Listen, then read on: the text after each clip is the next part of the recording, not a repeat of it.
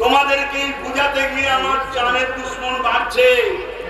শুধু আল্লাহর হাতে জান আছে, কোন মায়ের বেটা কিছু করতে পারছে না।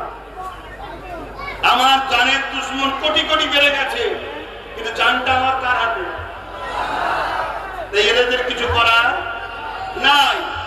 কেন মৃত্যু 1 সেকেন্ড আগেও আসবে না, 1 সেকেন্ড পরও আসবে না।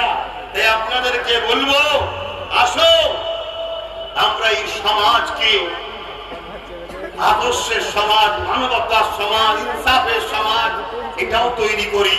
যেমন ব্যক্তি জীবনকে সুন্দর করার জন্য রোজা আছে, ঠিক সমাজ জীবনকে সুন্দর করার জন্য রাসূল বললেন রাত্রিরে 40 কদম হাঁটো।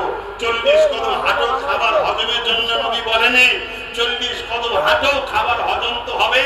40টা বাড়ি দেখো কেউ না খেয়ে আছে কিনা, বলো আমরা এটা করি। প্রত্যেক গ্রামে যুব সমাজ একটা করে কমিটি করো। আমার সঙ্গে জুড়তে হবে এমনটা নয়, যাকে ভালো লাগে তার সঙ্গেই জড়ো, তবে মুনাফিকের সঙ্গে জুড়বে না, জানো তাহলে শেষ হয়ে যাবে। যার মধ্যে নবীর প্রেম নেই তার সঙ্গে জুড়বে না। কি করবে? 50, 60, 70, 100টা করে যুব